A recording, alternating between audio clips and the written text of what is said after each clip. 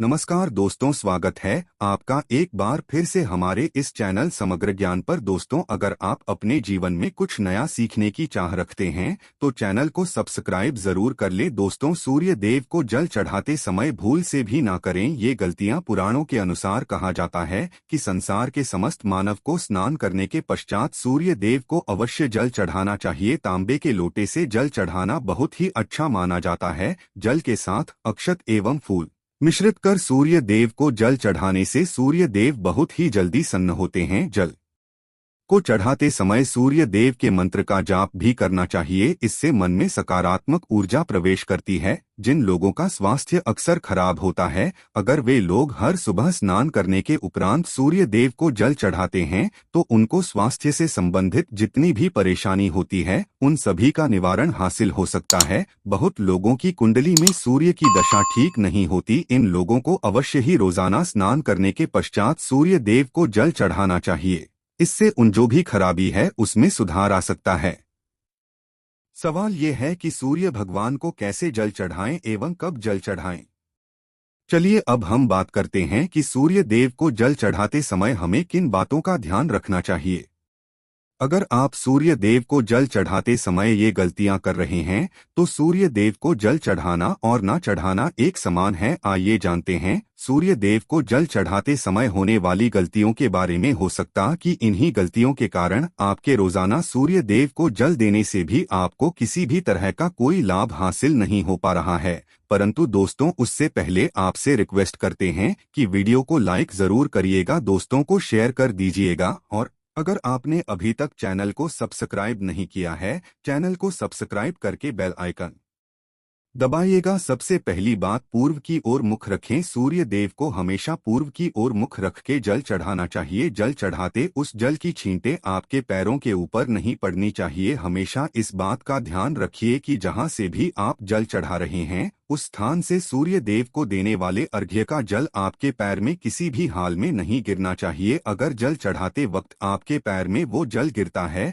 तो अच्छी बात नहीं है, क्योंकि इससे सूर्य देव क्रोधित हो जाते हैं। आपके ऊपर किसी की अशुभ दृष्टि भी पड़ सकती है। सूर्य देव को जल को चढ़ाते समय सूर्यदेव के इस मंत्र का जाप करें, ओम सूर्याय नमः। दूसरी बात, बिना स्नान किए जल ना चढ़ाएं। भूल से भी ये गलती ना करें, बिना स्नान किए सूर्य देव को जल ना चढ़ाएं। सूर्य देव को स्वच्छता बेहद ही पसंद है। ऐसे में अगर आप बिना स्नान किए उन्हें जल चढ़ाएंगे तो वो आपसे रुष्ट हो जाए और आप जिस कारण से उन्हें जल चढ़ा रहे थे उस कार्य में भी आप असफल हो जाएंगे। तीसरी बात, ताम्र पात्र का उपयोग। आजकल प्लास्टिक का बड़ा फैशन चल रहा है। प्लास्टिक की किसी भी तरह की चीजों से सूर्य देव को जल बिल्कुल भी अर्पित ना करें। इसके अलावा पीतल, कांच इत्यादि पत्रों का भी प्रयोग ना करें। सूर्य देव को जल चढ़ाने के लिए हमेशा ताम्र पात्र का प्रयोग करना चाहिए। इसके पीछे वैज्ञानिक कारण ये भी है कि सूर्य देव की उष्णता से प्लास्टिक से कुछ जहरीली गैसें निकलती हैं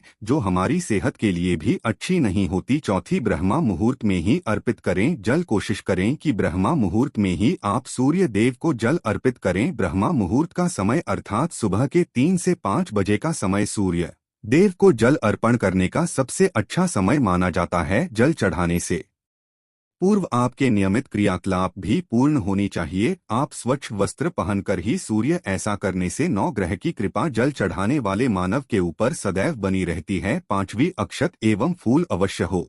सूर्य देव को जल चढ़ाते समय जल में अक्षत रूली फूल अवश्य होनी चाहिए। अगर आपके पास कुछ भी नहीं है तो अक्षत से काम चला सत्य है। बस खाली सिर्फ जल ना चढ़ाएं। छठी बात, हाथ सिर के ऊपर रखें। हमेशा अपने हाथ को सिर के ऊपर रखकर ही सूर्य देव को जल अर्पित करना चाहिए। जब जल की धारा देव को अर्पित करते वक्त गिरती है तो उसी धारा से सूर्य देव को देखना चाहिए। कहा है कि ऐसा करने से मानव के ऊपर सूर्य देव की कृपा बनी रहती है एवं मानव के मन में सकारात्मक ऊर्जा भी प्रवेश करती है। सातवीं बात, चप्पल ना पहने। भूल से भी आपके पैर में चप्पल नहीं होनी चाहिए। अगर आप सूर्य देव को चप्पल पहनकर जल अर्पण करेंगे तो वो आपसे रुष्ट हो जाएंगे और आपके जितने भी काम रुके हुए हैं वो सभी काम भी आगे नहीं पाएंगे। इसलिए हमेशा सूर्य देव को नंगे पैरों में रहकर ही जल अर्पित करें। आठवीं बार, गुरुवार के दिन अवश्य जल चढ़ाएं। आप हर दिन सूर्य देव को जल चढ़ाएं या ना चढ़ाएं, परंतु गुरुवार के दिन सूर्य को जल अवश्य चढ़ाना चाहिए, क्योंकि गुरुवार का दिन सूर्य भगवान का दिन होता है। इस दिन को अवश्य ही हर मानव को सूर्य देव को जल अर्पित करना चाहिए। इससे अगर आपकी कुंडली में किसी तरह का कोई सूर्य से संबंधित दोष है तो वो दोष परिवर्तित हो जाएगा। 9वीं बात, भोजन लें। अगर आप सूर्य देव को हर दिन जल चढ़ाते हैं तो इस बात का अवश्य ध्यान रखिए कि आप गुरुवार के दिन मांसाहार का सेवन न करें। लाल रंग की सब्जी, मसूर की दाल ना खाएं। अगर आप गुरुवार के दिन मिष्ठान ग्रहण करते हैं तो ये बहुत ही अच्छी बात है। गुरुवार के दिन लाल कपड़े भूल से भी ना पहनें। अब बात करें उपायों के बारे में, तो गुरुवार का दिन भगवान सूर्य देव को ही समर्पित होता है। भगवान सूर्य देव की पूजा करना बहुत अधिक लाभदायी होता है। वैसे तो हमें प्रतिदिन ही सूर्य देव की पूजा करनी है, परंतु गुरुवार के दिन विशेष रूप से भगवान सूर्य देव की पूजा कर लेनी चाहिए। तो आपको एक तांबे का पात्र लेना है। उस तांबे के पात्र में आपको जल रखकर भगवान सूर्य देव को हर गुरुवार को अर्पित करना है। अगर आप प्रतिदिन नहीं कर पाते हैं तो गुरुवार को जरूर करें। वैसे आपको प्रतिदिन सूर्य देव को जल जरूर होना चाहिए। चाहे आप कोई पूजा नहीं कर पाते हैं, समय नहीं है आपके पास, तो सिर्फ स्नान करने के बाद सूर्य देव को जल भी अर्पित कर देते हैं, तब भी आपके जन्म कुंडली के ग्रह दोष समाप्त हो जाते हैं और आपको जो भी परेशानियां होती हैं उन परेशानियों से मुक्ति मिलती है। जब आप सूर्य देव को जल अर्पित करते हैं, गायत्री मंत्र का जाप करें। गायत्री मंत्र का जप आप यथासंभव कर सकते हैं। अगर आपके पास समय है तो 108 बार कर लीजिए, नहीं तो जितनी देर आप जल दे रहे हैं वहां पर खड़े होकर सूर्य देव के सामने 5 मिनट तक कर लीजिए। इससे बहुत लाभ होता है। गायत्री मंत्र का जप करने से, जैसे सूर्य देव को जल अर्पित करते समय जब हम गायत्री मंत्र का जप करते हैं तो हमारी नौकरी में अगर कोई बाधा आती है तो वो दूर होती है, नकारात्मक ऊर्जा दूर होती है। गुरुवार के दिन सुबह जब आप सूर्य देव को अर्घ्य देते हैं तो उसमें थोड़ा सा गुड़ लीजिए। इससे क्या होगा, इससे आपकी सभी कामनाएं पूर्ण होंगी। अगर आप भगवान सूर्य देव को जल अर्पित करते हैं, उसमें साथ थोड़ा गुड़ मिलाकर अर्पित करते हैं, तो आपकी सभी कामनाएं पूर्ण हो जाती हैं। भाग्य का साथ बहुत लोगों को नहीं मिलता है। बहुत से लोग कंप्लेंट करते हैं कि हमारा भाग्य हमारा साथ नहीं देता है। ऐसे में भाग्य का कारक माना गया है, प्रबल कारक माना गया है सूर्य देव को। तो जब आप सूर्य देव सुबह जल देते हैं तो जल देते समय आपको गायत्री मंत्र का जप करना है और उसके अलावा आपको भाग्य का साथ चाहिए तो गुरुवार के दिन गुड़ और चावल का दान करना अच्छा माना जाता है। गेहूं का दान भी कर सकते हैं। गेहूं और गुड़ का दान करना बहुत श्रेष्ठ माना जाता है और इसको करने से आपके सभी काम बनने लग जाते हैं। अगर आप ये दान करते हैं तो सूर्य देव की कृपा से आपके जो काम होते हैं, जो रुके हुए हैं, बनने जाते हैं। भाग्य का साथ आपको हासिल हो जाता है। अगर आपके आत्मविश्वास में कमी आ गई है, पराक्रम में कमी आ गई है और आत्मविश्वास आपका कमजोर होता जा रहा है, तो ऐसे में आपको चाहिए कि गुरुवार के दिन अपने माथे पर लाल चंदन का तिलक लगाएं। लाल चंदन जल में डालकर भगवान सूर्यदेव अर्घ्य दे दीजिए और अपने माथे पर भी आपको लाल चंदन का तिलक लगाना है। जब आप जल देते हैं भगवान सूर्यदेव को, तब आप उसमें लाल चंदन डालेंगे। जब सूर्यदेव को जल अर्पित करते हैं तो उसके बाद उस तांबे के पात्र में थोड़ा सा जो लाल चंदन है वो किनारे पर लगा होता है। जब हम कोई भी वस्तु डालकर अर्पित करते हैं तो किनारे पर थोड़ा सा लग ही जाता है। उस पात्र से ही अनामिका उंगली में आपको लाल चंदन लेना है और इसे अपने मस्तक पर है। अगर आप ये प्रतिदिन करते हैं तो निश्चित बहुत जल्दी आपके आकर्षण में वृद्धि होती है, आपके सभी काम लग जाते हैं। आप अगर व्यापार करते हैं तो आप जिनसे भी डीलिंग करते हैं, जिनसे भी आपका व्यापार है, जिनसे भी आपका व्यापारिक रिश्ता है, बहुत मजबूत स्थिति में होता है। आपके मान सम्मान के साथ आपके आत्मविश्वास में भी वृद्धि होती है। सूर्यदेव की कृपा पाना चाहते हैं तो लाल मसूर की दाल किसी ब्राह्मण को गुरुवार के दिन दान कीजिए। अगर आप ब्राह्मण को लाल मसूर की दाल दान करते हैं तो इससे आपके जन्म कुंडल ग्रह दोष दूर होते हैं। ये आप 7 गुरुवार कर लीजिए जैसे कि आप दान करते हैं। अब जैसे इस गुरुवार से आपने शुरू किया तो 7 गुरुवार लगातार कर देंगे तो आपको बहुत जल्दी लाभ हो जाता है, ग्रह दोषों से मुक्ति मिल जाती है। गुरुवार के दिन गुड़ खाकर किसी काम पर निकलना चाहिए। जैसे प्रातः काल आप थोड़ा सा गुड़ खा लेते हैं तो इससे सूर्य देव जाते हैं। और गुड़ और चावल से बनी हुई खीर अगर आप सूर्य देव को चढ़ा तो इससे दिन भी बहुत अच्छा हो जाता है। भगवान सूर्य देव को अर्पित करने के बाद आप ये खीर प्रसाद स्वरूप स्वयं ही खा सकते हैं और परिवार के सभी लोग खा सकते हैं। इससे आपकी तरक्की होती है, जीवन में आपको सफलता की प्राप्ति होती है, व्यापार हो नौकरी हो हर जगह आपको तरक्की मिलती है।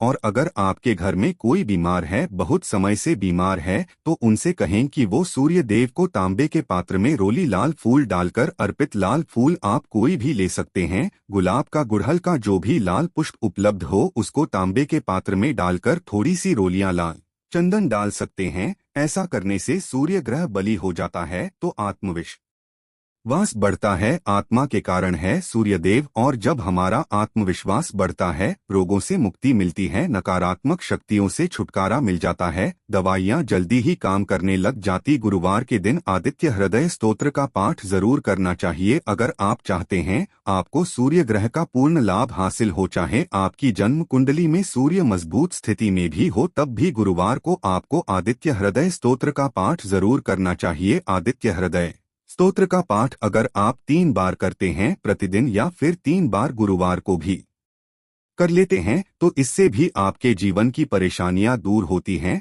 आपके मन में कोई भी ना हो, हमने शुरू में ही कहा, गुण चाहिए, संतान चाहिए, मान चाहिए, आत्मविश्वास चाहिए, शिक्षा में सफलता चाहिए, नौकरी में सफलता चाहिए, सरकारी नौकरी चाहिए। जीवन में आपकी कोई भी परेशानी हो, उस परेशानी से मुक्ति पाने के लिए आपका आत्मविश्वास बली होना बहुत आवश्यक है। अगर आपके अंदर आत्मविश्वास होगा तो आप किसी भी परेशानी से मुक्ति पा लेंगे। और आत्मविश्वास की प्राप्ति तभी होती है जब हमारी जन्म कुंडली में अच्छी स्थिति में एक बहुत ही अचूक उपाय हम आपसे शेयर करने वाले हैं, ये आप जरूर कीजिए। अगर आप किसी भी तरह से किसी भी परेशानी से घिरे हुए हों, कोई भी आपकी विशेष कामना है, तो ये उपाय जरूर कीजिए। सूर्य को आप जब जल देते हैं तो जल देते समय जल में आपको एक बिल्वपत्र डालना है और इस बेलपत्र के साथ भगवान सूर्य देव को जल देना है। तो आप तांबे का पात्र ले लीजिए, उसमें थोड़ा सा जल डालें, थोड़ा सा जल डालें, थोड़ा सा रूली डालें और इसके साथ ही एक बेलपत्र डाल दीजिए। आप थोड़े से अक्षत कर सकते हैं।